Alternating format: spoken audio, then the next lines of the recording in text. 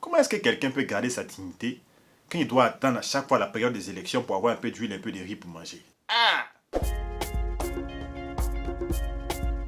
Actuellement, nous sommes dans une grande vague de panafricanisme. On veut que les Africains retrouvent leur dignité, qu'ils retrouvent leur amour propre, qu'ils soient fiers d'eux, qu'ils soient autosuffisants. Tout ça, c'est beau. Est-ce qu'on fait des choses réellement pour devenir des Africains dignes? Qu'est-ce que je veux dire par là? Regardons un peu notre manière de voir les choses. Quand il y a un problème, on attend toujours qu'un politicien, un athlète, un footballeur vienne donner de l'argent pour venir régler le problème.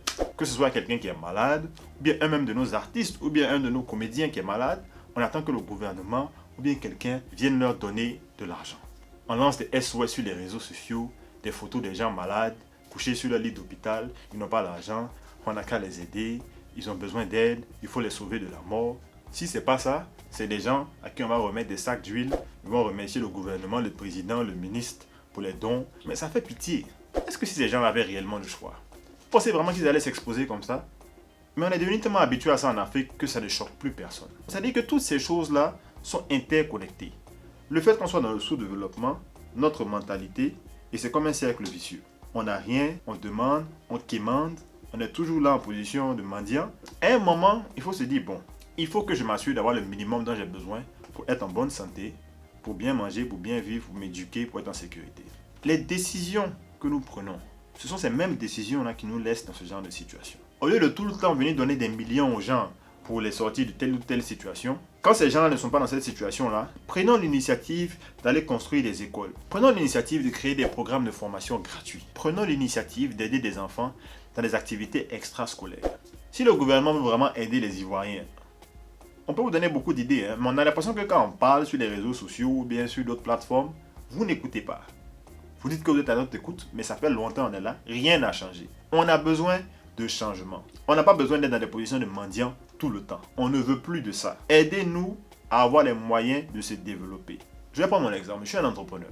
La vérité, c'est qu'aujourd'hui, les banques sont des prêteurs sur gage. Rares sont les structures qui vont pouvoir octroyer un prêt à un jeune entrepreneur. Il faut que les gens puissent avoir un minimum de fonds pour avancer. Créer des coopératives pour que les gens puissent avoir du capital pour investir. Créer des formations pour que les gens puissent se former et prospérer dans ce qu'ils vont entreprendre. Mettez des solutions adéquates pour que les gens puissent entreprendre sans être complètement noyés par des taxes, par des frais, par toutes sortes de choses.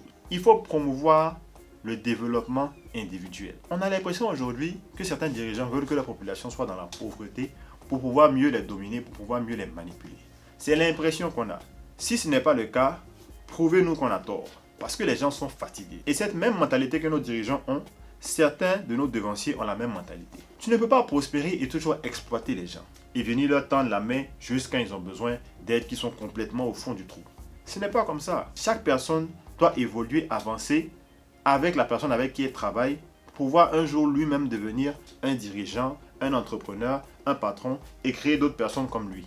Ainsi de suite, on va tous avancer. La réussite, elle est belle quand tu réussis avec les autres, en les faisant avancer, pas au détriment des autres. Et c'est ce qu'on est en train de faire actuellement, à tous les niveaux. Au niveau des entreprises privées, au niveau de nos dirigeants et du gouvernement. C'est l'impression qu'on a. Une fois de plus, si je me trompe, prouvez-nous qu'on a tort. C'est ce qu'on veut même.